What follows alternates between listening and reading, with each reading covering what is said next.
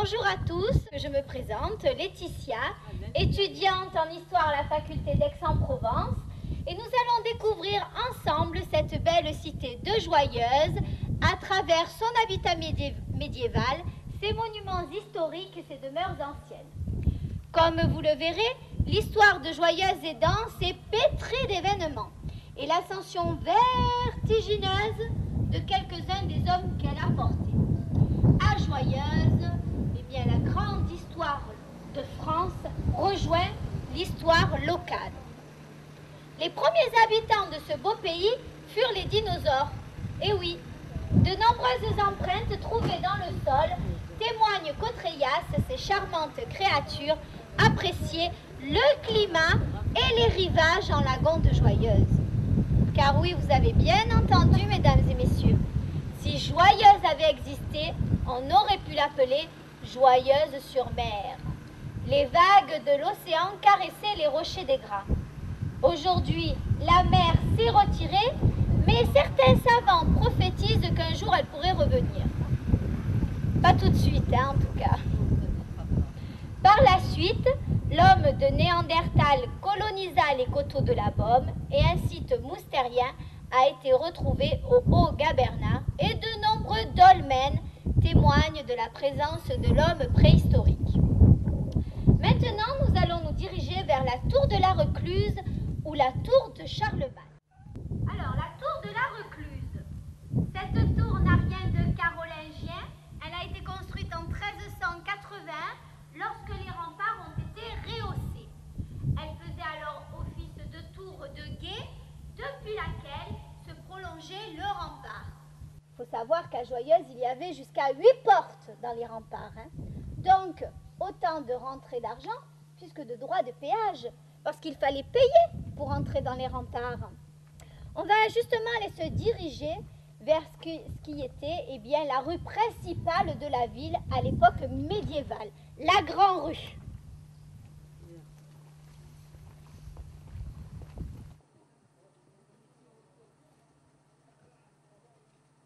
Qu'est-ce que c'est qu'un boulajou? C'est un passage tout de pierre, parfois voûté, pas toujours, entre deux maisons. C'est un petit peu sombre, et puis c'est vrai que c'est pavé, et ça rejoignait la rue principale avec les ruelles et placettes de la ville.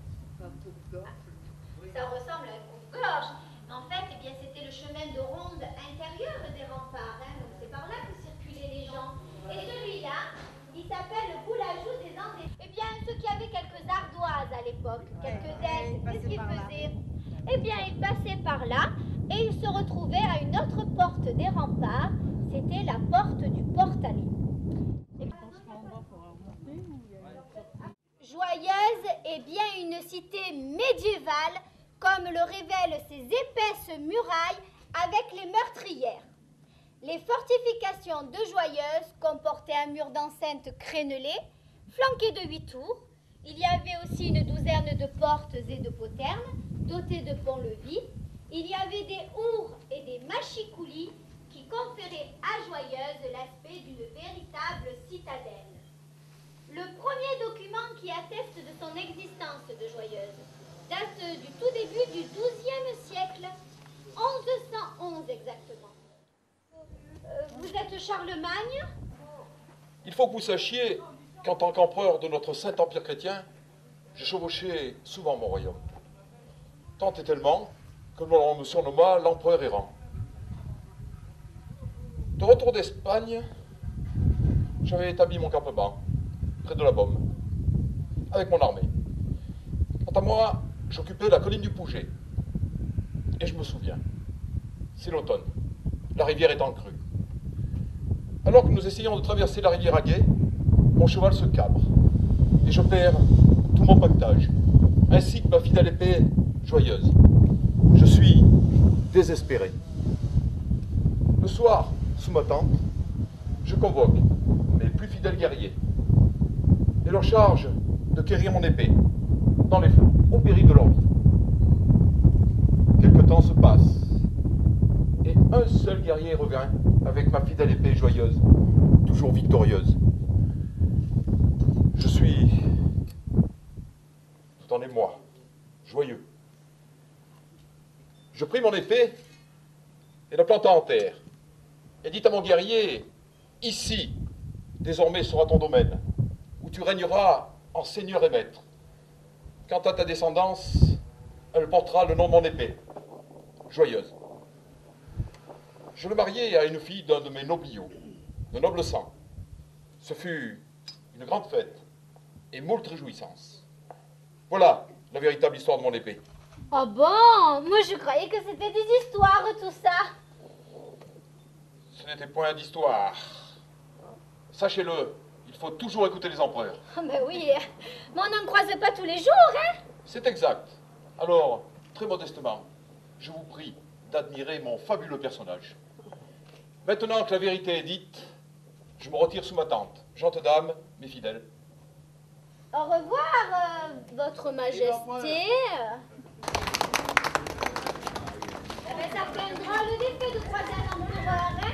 Alors, monsieur Aimable, il traîne sur cette place souvent parce qu'il ne sait pas quoi faire. Alors ici, c'est vrai que d'habitude, c'est un peu ensoleillé, hein, l'après-midi. Ah bah je viens l'après-midi aussi. Oui, ah bah, tous les jours, oui. Tous les jours. Comme ça, vous voyez les voitures passer. Ah oui, bon. Ah ouais. Je parle pas. Ah, ça vous plaît pas, les voitures, c'est vrai. Il aime pas ça. Et je te reparle pas des scotters. Des scooters. Bon, alors s'il y a des scooters, ça va pas. Alors dites-moi, monsieur Aimable, et votre casque là quand même, vous Oui. ne quittez jamais ce casque? Ah, jamais m'a sauvé la vie. Bon, d'ailleurs, c'est comme ma pipe. Ouais. Parce que la nuit, dans les tranchées, on fumait pas la cigarette. Ah non. Je vais vous dire pourquoi, moi. Parce qu'à la première taf, l'Allemand, il te repérait. À la deuxième, il te visait. Et à la troisième, PAM! Oh. Ça faisait mouche à tous les coups. Ah là là, elle était vraiment dure, hein, cette guerre 14-18, hein, monsieur Aimable. Terrible. Terrible. J'habitais un petit village entre Rosières et La Baume, à Chapias, pour ceux qui connaissent. Eh ben, tous les hommes du village sont partis, tous. Il n'y en a pas un qui est revenu. Enfin, si. Mais un peu dérangé. Ah, des fois, vous perdez un peu la tête, hein. Oh, oui. Oh, ça arrive, c'est pas grave. Enfin, quand même, tout ça, c'est fini. Et vous avez de la chance de vivre dans ce beau pays. Oh, bon pays, oui. Oh, si tu l'avais connu avant toutes ces mobilettes et toutes ces voitures. Hein. Bon pays, ouais. Regardez donc là-bas. Eh ben, c'était des failles. Mais entretenues.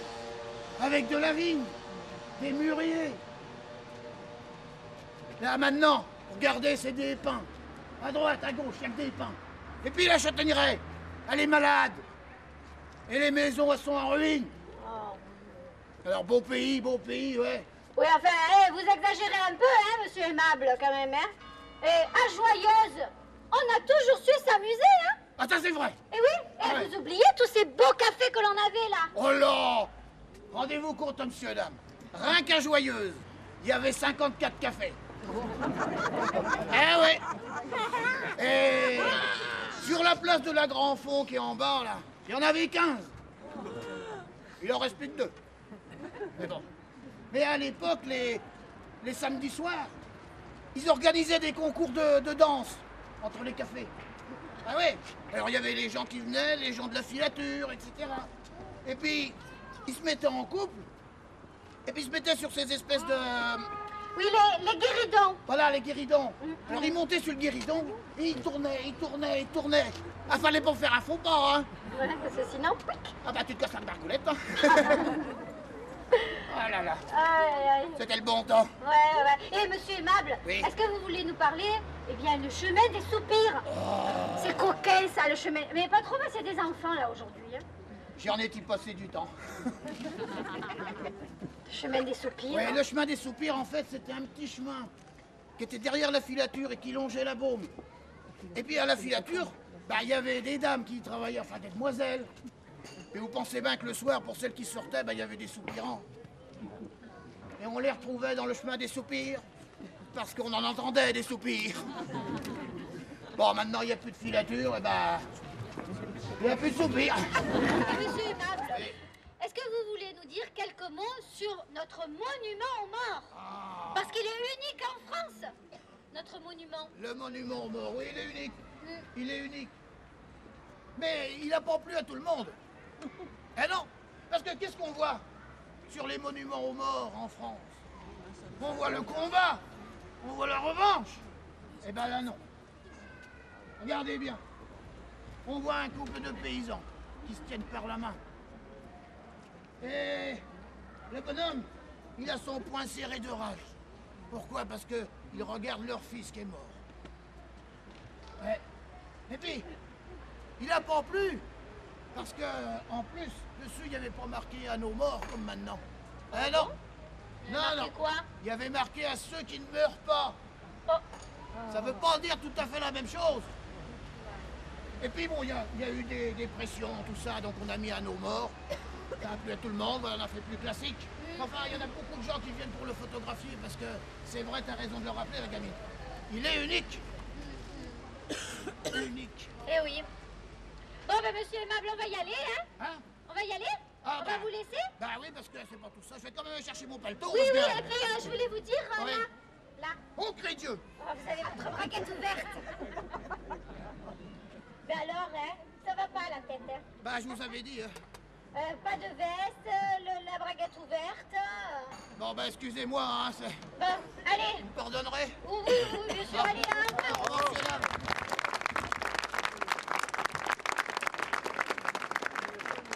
Eh, bonne visite, hein? Oui, merci, allez.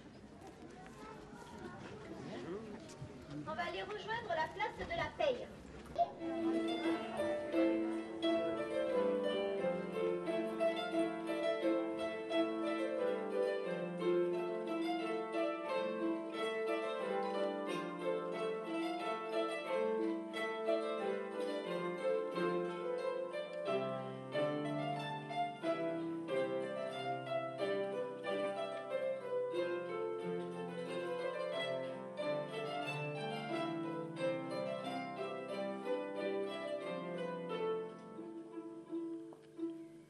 Citoyen Boissel. Bien, mesdames et messieurs, s'il eut des joyeux-uns à l'humeur changeante, il y en a eu un qui, lui, témoigna d'une remarquable constance dans les idées.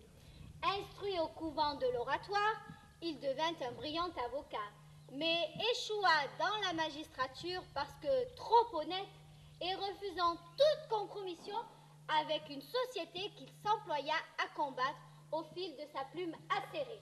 La Révolution française était toute faite pour lui. Tout à fait.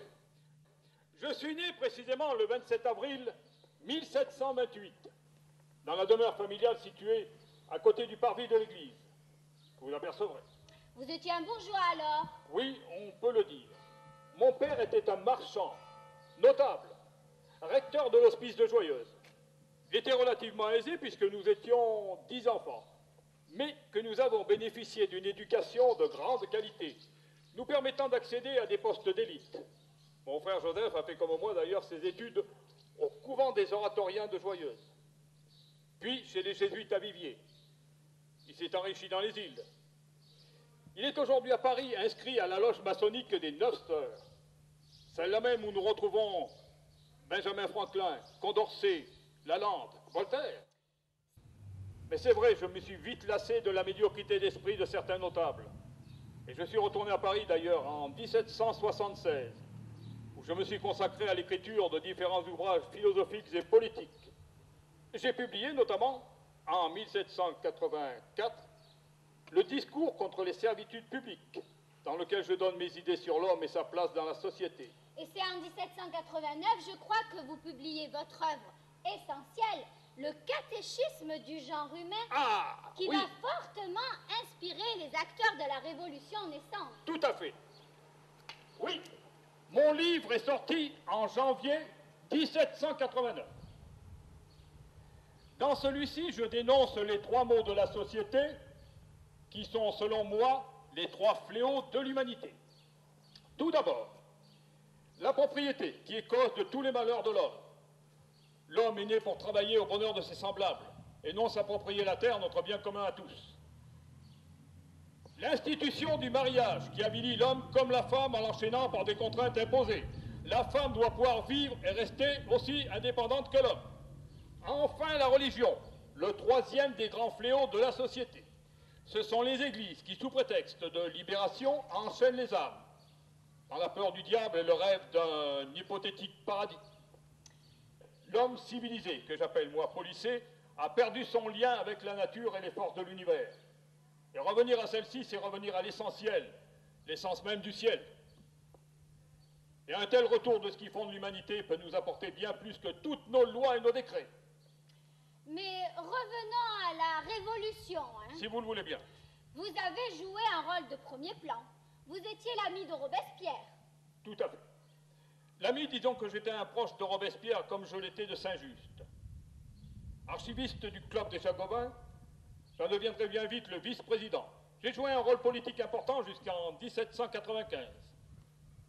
Chez moi, l'action militante et l'idéologie ne se sont jamais dissociées. De toute façon, j'ai échappé de justesse à l'échafaud en pluviose de l'an 3. Mais ça ne vous fait pas rire, ça? Ben non, pas du tout, mais justement, citoyen François Boissel, vous-même, archiviste du Club des Jacobins, ami de Saint-Just et de Robespierre, vous qui avez écrit tant de belles choses, comment se fait-il que vous ne soyez pas plus connu aujourd'hui? Mais, citoyenne, ce n'est pas ma personne qui compte, mais les idées que j'ai véhiculées. Et je vois bien aujourd'hui que ces idées gagnent du terrain. Vive la République et vive la France!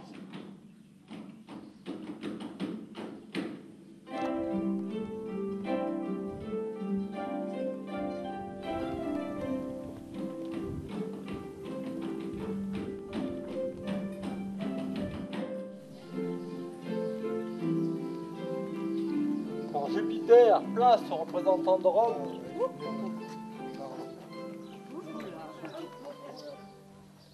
Ave, sachez, plébéiens, il n'y a que 2 consuls à Rome. Et j'ai eu l'honneur de représenter la province d'Albi et par là même ce qu'allait devenir cette cité joyeuse, à Rome même. J'ai commandé Rome, j'ai apporté la nourriture, j'ai commandé les esclaves. Vraiment, c'est un honneur qui est tombé sur ma modeste personne lorsque l'empereur Marc Aurèle lui-même m'a nommé consul. Un honneur immense. Mais vous n'avez pas été que consul. Non, j'ai été aussi propriétaire. Et aussi gouverneur, je crois. Oui, j'ai commandé les provinces éloignées de Pannonie supérieure et Pannonie inférieure. Je ne sais comment vous les nommer en vos époques barbares. Je crois qu'il s'agit de la Hongrie et de la Roumanie actuelle. Peut-être. Toujours est-il que j'ai été envoyé par Rome, la civilisatrice des nations, pour asservir ses peuples et agrandir le territoire de Rome. J'ai bien fait mon travail et Rome m'en a été reconnaissante. Je suis de mère gauloise et de père romain. D'ailleurs, à notre époque, les choses étaient bien différentes. Tout autour, ce n'était qu'une immense forêt peuplée essentiellement de chênes et que traversait une voie reliée à Alba à Nîmes, qui passait tout près de la motte que vous appelez le Pouget, je crois, au sommet duquel était bâti un petit temple, aujourd'hui disparu. Dites-moi, c'est pas vrai, vous êtes pas né à Joyeuse? Par Minerve, pourquoi croyez-vous que l'on m'ait construit un mausolée de 17 mètres de long, avec gravé sur la pierre le récit de ma vie? Si je n'étais natif de cette contrée que vous appelez maintenant Joyeuse, je suis un Elvien, c'est-à-dire un gallo-romain. Toute mon enfance, je vais passer par ici, au lieu d'y laver une, dans la très belle maison de mes parents, du reste. D'autres affaires en cours m'obligent à vous quitter. Ave, et bonne visite de cette cité joyeuse. Allez, messieurs, on ne mange pas. Approchez donc, on va pas vous manger, quoi.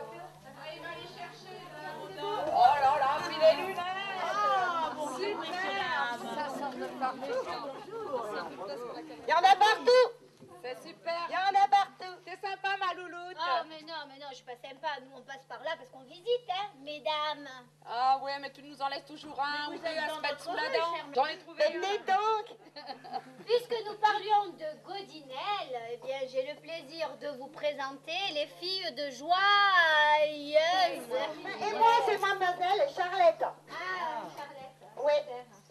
Approchez donc, mais regardez comme ils sont loin, hein, ils sont pas collants aujourd'hui. Hein. C'est lui le plus riche. C'est pas grave. Super, ça. Ben, ce Porsche, il a toute une histoire, figurez-vous. Eh oui, toute une histoire. Ben, Donc, ouais. La maison que vous pouvez apercevoir, messieurs, dames, appartenait à monsieur Alamel de Bournay. Faux aristo, vrai Bourge. Monsieur trouvait que sa maison n'était pas assez grande. Et voilà les problèmes. Monsieur ne trouvait sa maison pas assez grande, alors il décida de l'agrandir. Seulement, le bâtiment qu'il allait faire agrandir allait empiéter sur notre chaussée, hein, Mathus. Comment on allait faire pour travailler, nous, mes petits messieurs? Pensez donc, va, quand on est un parvenu, un cul béni, un bourgeois, la vie des oiseaux de la nuit, ça dérange, hein? Oui, et monsieur de Bournay, il a accepté qu'on lui casse son bâtiment? Ben, il n'a pas eu le choix, la révolution était passée par là. Et monsieur Alamel de Bournay, qui avait choisi le camp des royalistes et de la contre-révolution, eh bien, il a fini par y perdre la tête. Eh oui. Allez-y donc, venez. Allez, au revoir, hein, mesdemoiselles. Allez, bonne suite de visite. Oui, oui, c'est ça. Hein. Mesdames, au revoir.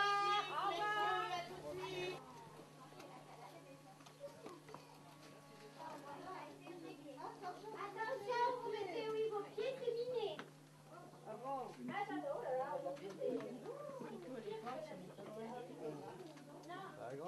Alors nous voici devant l'hôtel particulier des Monts-Ravel qui abrite, vous pouvez le voir, la maison de la caricature tenue par notre association. Je vous rappelle que nous sommes une association indépendante de la mairie, donc on se débrouille un peu comme on peut.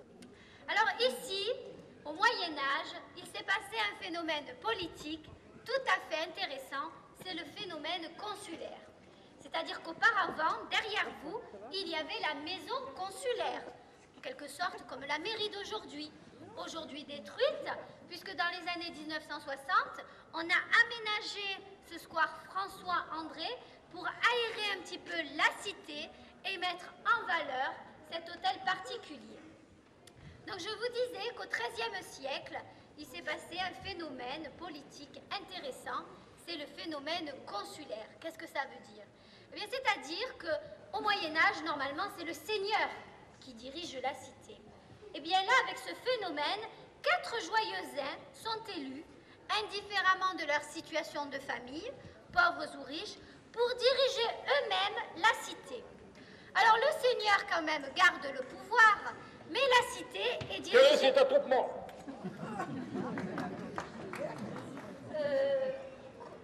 Monsieur Chabert. Baron Chabert. Baron Chabert, oui. Oui, je suis venu rendre une petite visite de courtoisie à Madame la Comtesse de Montravel. À qui ai-je l'honneur? Et elle va comment?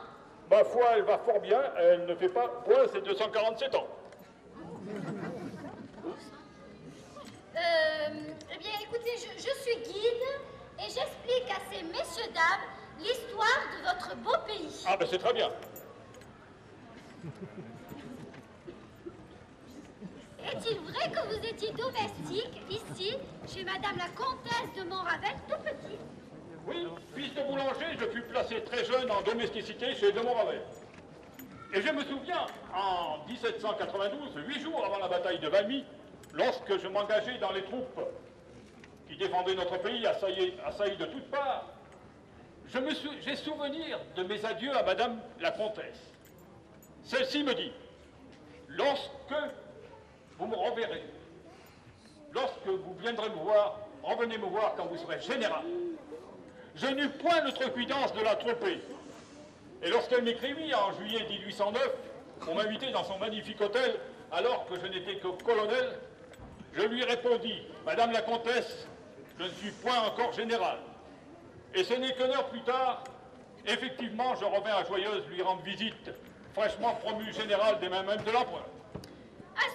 Gardez-vous de ces jugements faciles basés sur des constats fragiles. Pour bien juger, il faut savoir interpréter. Devant l'intransigeance monarchistes, s'opposant aux aspirations du peuple. Nous, peuple de France, avons fait la révolution. Et oui, et devant le pays assailli par les forces étrangères, comment ne pas s'engager dans les troupes de la patrie en danger? Enfants de la patrie, mes frères, nous portions dans notre cartouchière l'esprit de la révolution. Et pendant que ce pauvre directoire dilapidait la France et déshonorait l'histoire, un brillant général nous est venu, apportant son cortège de gloire, l'ordre et enfin la paix. Comment peut-on raisonnablement nous reprocher d'avoir cru, servi et suivi cet homme? Je vous le demande. Et avec Bonaparte, la victoire volée comme un porte-drapeau. Un nouveau Charlemagne nous était venu, créant une nouvelle alliance entre l'ancien et le nouveau monde, entre la révolution et la monarchie. Et de légende. Et Waterloo? Vous y étiez à Waterloo? Je n'ai jamais regretté mon engagement aux côtés de l'empereur, qui ne fut pas seulement qu'un génie militaire, mais aussi un grand réformateur. Et oui, Chateaubriand lui-même, que l'on ne peut taxer de bonapartiste, écrivit de lui: jamais souffle plus puissant n'eût animé l'argile humaine, et nous avons été nombreux à en voir en lui, devant ses actions, l'expression, la manifestation du doigt de Dieu. Ce roturier qui ose parler de Dieu! Monsieur le cardinal François de Joyeuse, retournez dans votre 16e, 17e siècle, nous n'appartenons pas au même monde. Oh, certes non! Je suis général. Mon fils sera avocat. La noblesse d'empire est celle du mérite. Je vous salue.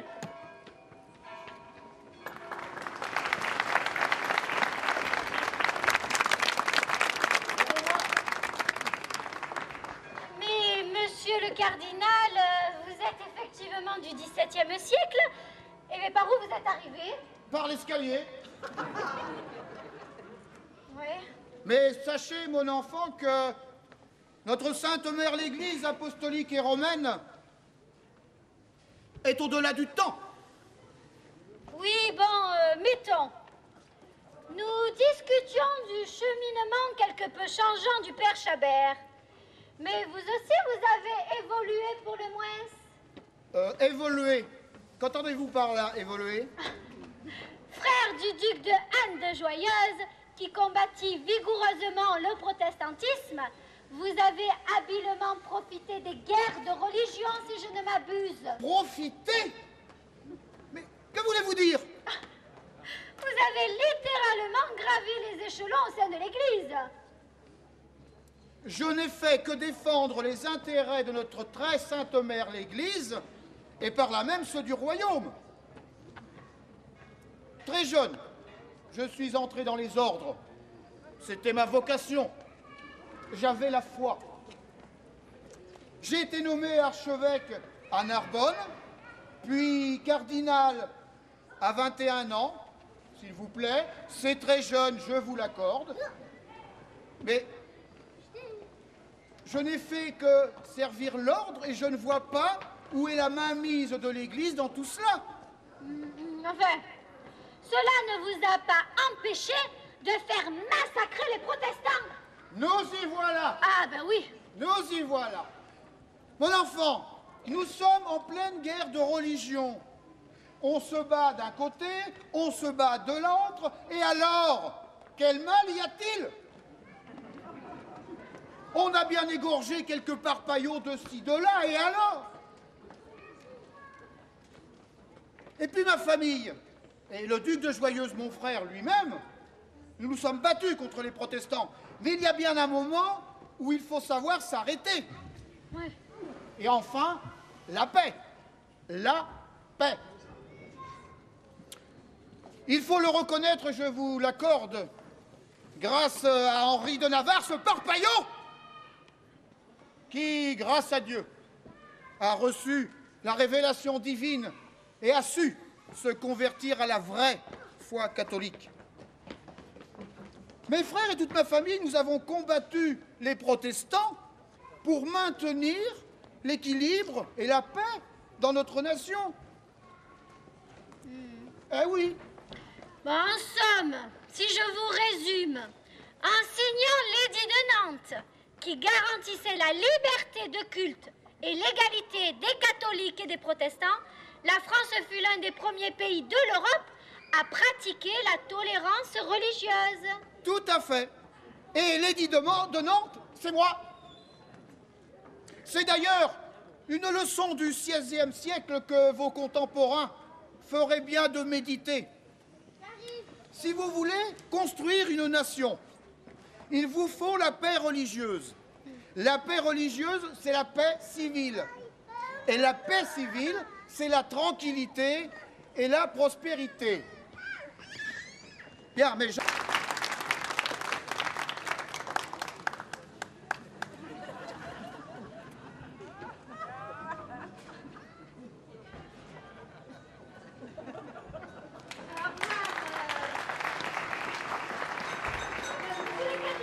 votre éminence, s'il vous plaît. Votre éminence.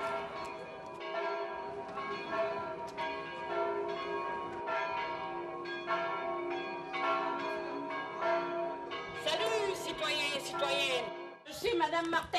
Je vais annoncer à mes consoeurs la bonne nouvelle de la réouverture de notre église. Parce que ce Robespierre et son culte de la raison, nous en avons eu raison. Ce monsieur prétendait fermer notre église, mais nous avons obtenu sa réouverture. Ah oui, et vous vous êtes battu alors? Mais non, voyons, une femme, ça ne se bat pas. Mais nous avons posé un ultimatum à nos maris. Ou bien ils soutenaient nos revendications, ou bien ils faisaient abstinence jusqu'à ce que notre église soit rouverte. Tous nos arguments ont été positifs et nous avons eu gain de cause. Nous avons harcelé sans cesse tous les dignitaires de la cité et nous avons obtenu satisfaction. Non seulement notre église est rouverte, mais on ne nous a pas pris notre curé. Ah, d'accord. Alors si on vous a pas pris votre curé, c'est essentiel. Mais attendez, si je vous comprends bien, vous nous venez de l'époque de la Révolution. Mais tout à fait. Et j'ai vu beaucoup de choses se passer à Joyeuse. Ah oui? Racontez-nous, ça nous intéresse. Bien volontiers. Tenez, juste à côté, sur la petite place Saint-Georges, il s'est passé un événement grave. C'était en 1792, à l'issue du 3e camp de Jalès, camp de la résistance monarchiste pendant la Révolution. Les résistants ont été capturés par les troupes républicaines. 2 des partisans de ces camps devaient être convoyés vers les prisons de Villeneuve-de-Berg, à une trentaine de kilomètres environ, pour y être jugés. Pour ce faire, ils devaient faire étape à la prison du château de Joyeuse. Alors qu'ils étaient solidement encadrés, qu'ils gravissaient les marches menant à la petite place, ils ont été littéralement assassinés suite à un mouvement de foule incontrôlable. Enfin, c'est ce qu'on a dit après, mais surtout sous les yeux impassibles du sire Boissy d'Anglas qui assistait à la scène d'une fenêtre de la maison consulaire. Un véritable massacre. Le sang coulait sur les marches de la petite place. J'en frémis encore quand j'y repense. Ah, ça ira, notre église en nous la rendra. Ah, ça ira, notre église en nous la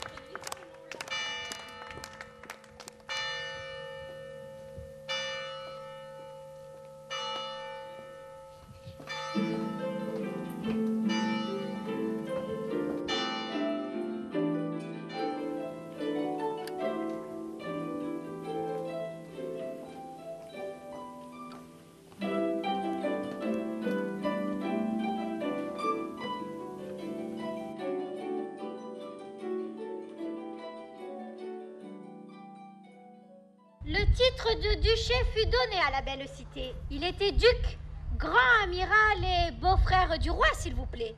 D'ailleurs, il était un peu plus que cela, car il se prénommait Anne.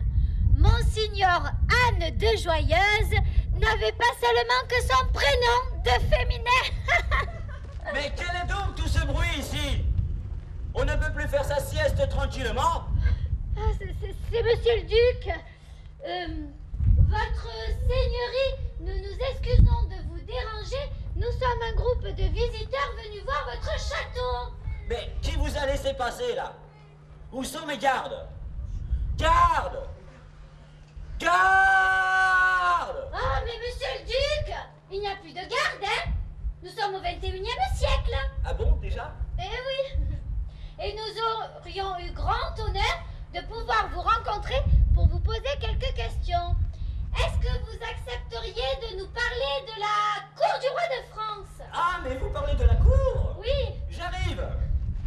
Ça, je savais que ça le ferait descendre. Mais venez, venez, on va s'approcher pour le voir d'un peu plus près, ce duc.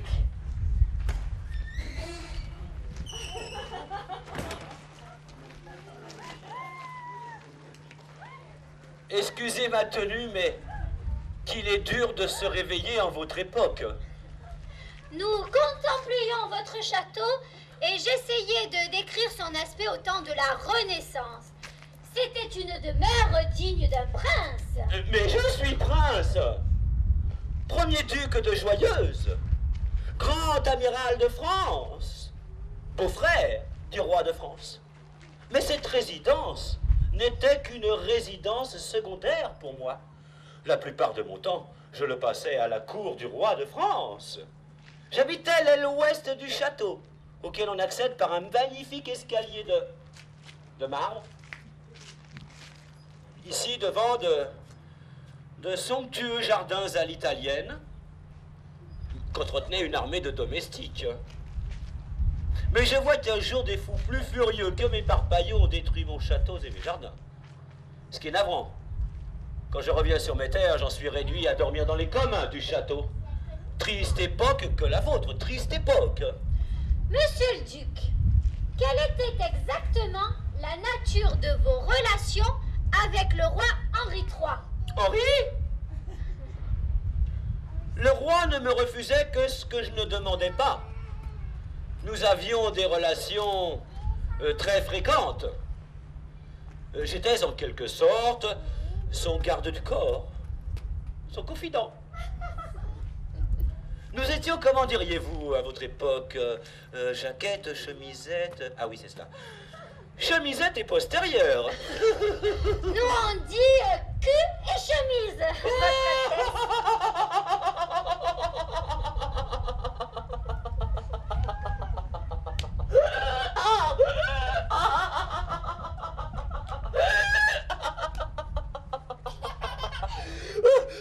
Pardonnez-moi. Cul et chemise, c'est tout à fait cela. Eh oui, c'est comme ça que l'on dit, hein. Monsieur le duc. Oui. Monsieur le duc, votre mariage avec mademoiselle Vaudémont, sœur de Louise de Lorraine. Certes. Louise de Lorraine, c'était la reine. Votre mariage avec sa sœur a été des plus somptueux, il paraît. La bénédiction nuptiale fut célébrée à l'église Saint-Germain à Paris le 24 septembre 1580. Pour l'occasion, le roi portait les mêmes habits aussi richement décorés que les miens. Les festivités durèrent 15 jours et coûta près de 1200 000 écus. Plusieurs milliards de vos anciens francs. Je ne sais combien vous dites dans vos euros. Bref, 15 ans après, la dette n'était pas encore éteinte. Ben dites donc, pire que le trou de la sécurité sociale, hein. Trou, quel trou? Non, non, la sécurité sociale. Je connais pas. Les trous, je connais. Oui, oui, enfin bon. Je vous expliquerai un jour ce que c'est quand on aura le temps, hein, la sécurité sociale. Enfin, monsieur le duc. Oui. Revenons à des choses beaucoup plus sérieuses. Monsieur le duc, vous avez farouchement combattu les protestants. Mais je n'ai fait que défendre l'unité de la couronne de France. Je me suis vaillamment battu à la bataille de Coutras contre le roi de Navarre, futur Henri IV, où j'ai été lâchement assassiné par derrière. Moi, premier duc de Joyeuse, assassiné. Grand amiral de France, par derrière. Je ne m'en suis jamais remis. Ah, si le destin en avait été autrement, reine de France, je serais reine de France.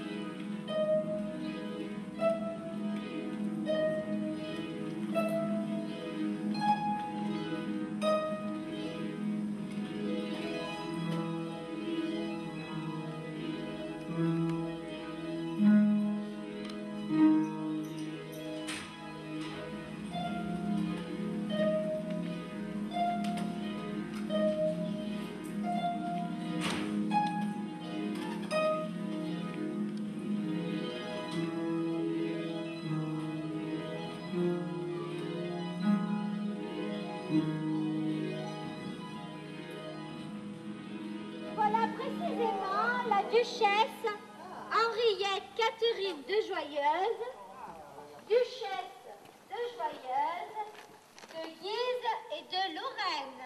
Bonjour, Madame la Duchesse. Bonjour, gentes dames et gentilshommes. Alors, dites-moi, Madame la Duchesse, vous êtes à l'origine du couvent des oratoriens créé entre 1617 et 1645, il me semble, Madame la Duchesse. En effet, vous pouvez découvrir en ce moment ce beau bâtiment des oratoriens que j'ai fait construire pour y installer la congrégation des oratoriens qui avait pour mission de parfaire l'éducation de nos enfants et d'assurer le service divin des joyeuses. D'ailleurs, à cette occasion, j'ai obtenu de sa sainteté le pape Paul V une bulle qui autorisa le détachement de joyeuses en la paroisse distincte de Rosières. C'était un acte très important pour l'époque. Vous savez, j'ai toujours porté dans mon cœur cette belle cité de Charlemagne. Et à dire vrai, je suis sûrement celle de ma famille qui a le plus souvent séjourné au château. Justement, parlons-en de votre famille. La porte du couvent fait face à une porte des remparts qui est la porte Sainte-Anne. Est-ce que ça a un rapport avec votre oncle Anne de Joyeuse? Oh que non, Seigneur Dieu, rien à voir. Il n'avait vraiment rien d'un saint, cette Anne-là. Vous avez détruit la moitié du château, rasé l'hôtel-Dieu, abandonné la vocation spirituelle du couvent des Pères de l'Oratoire. Fort heureusement, vous avez su préserver notre chapelle ducale que vous appelez maintenant Église Saint-Pierre. Mais je n'avais pas ce que vous appelez le confort, car j'ai remarqué que le plus modeste des joyeuxins dispose aujourd'hui de choses que je n'avais point. Il a de l'eau chaude qui arrive toute seule dans son bain. Ah ben oui, c'est vrai. Et puis, il y a cette lumière magique que vous enclenchez sous vos doigts. Oui, c'est l'électricité. Électricité? Si, électricité. Joli mot. Hmm? Et l'hiver, dans vos petites masures, il y fait chaud à souhait. Alors que moi, je dois reconnaître que j'avais quelquefois un peu froid dans mon château. Mais à tout bien considérer, on peut reconnaître que vous êtes devenus à votre façon des ducs et des duchesses. Madame la Duchesse, il ne faut rien exagérer tout de même. Si fait, si fait. Bien, nous vous remercions de votre visite, mais nous devons continuer, alors... Je vous comprends.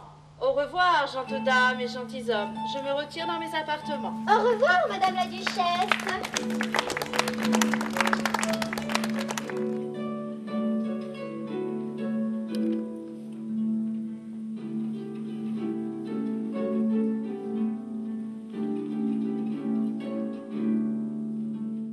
Dites-moi, braves gens, n'auriez-vous pas vu mon cheval? Je ne sais où il s'en est allé. Un cheval, non. Mais voilà justement Mademoiselle Anne-Marie-Louise d'Orléans, la turbulente duchesse de Montpensier, surnommée la Grande Mademoiselle. Oh, turbulente, turbulente, j'étais une femme qui n'entendait pas se laisser dicter sa conduite par les mâles de ce monde. Voilà tout. On a dit de moi que j'avais hérité du caractère fantasque et aventureux de mes aïeux les ducs de Joyeuse. Je ne sais pas. Je ne les ai pas connus. Ma mère, Marie, est née du premier mariage de ma grand-mère Henriette Catherine de Joyeuse avec le duc de Montpensier. Mais elle est morte peu de temps après ma naissance. Oui, d'ailleurs, vous êtes la petite fille d'Henri IV par la lignée de votre père Gaston d'Orléans, que l'on appelait Monsieur frère du roi qui était Louis XIII, et par la même occasion, vous êtes la cousine du roi Soleil, Louis XIV. Il vous a courtisé. À un moment, on a même parlé de mariage.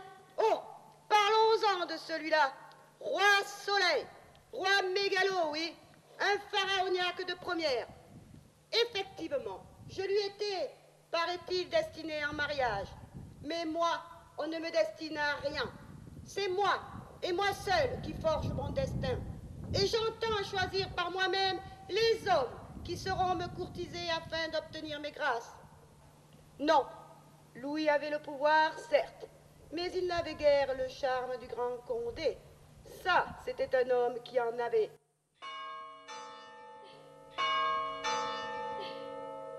C'était l'amoureuse et l'amante du prince de Condé, prenant même parti à ses côtés au mouvement de révolte contre le roi que l'on appelle la Fronde.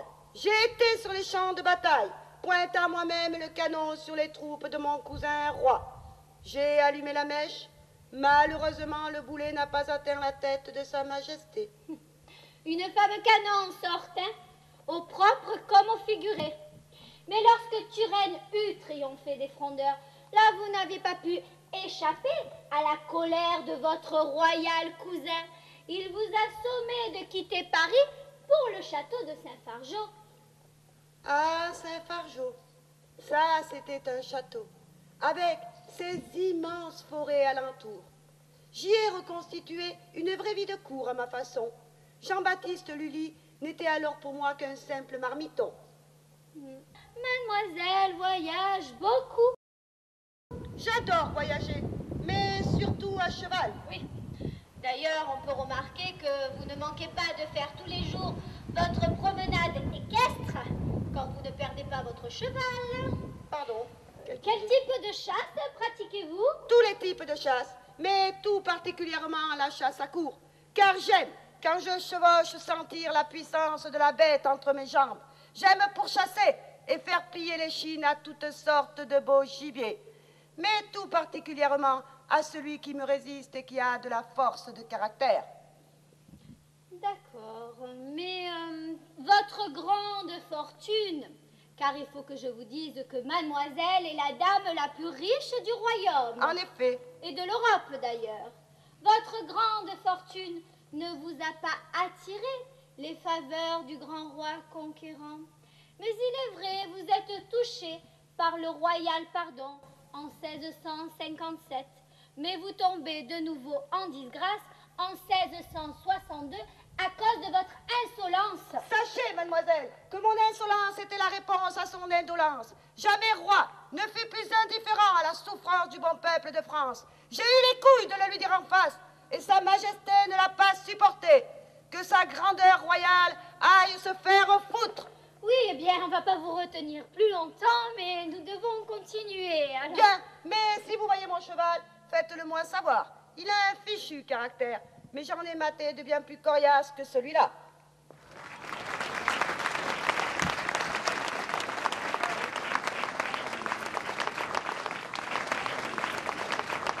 On va vous dire un petit mot pour conclure.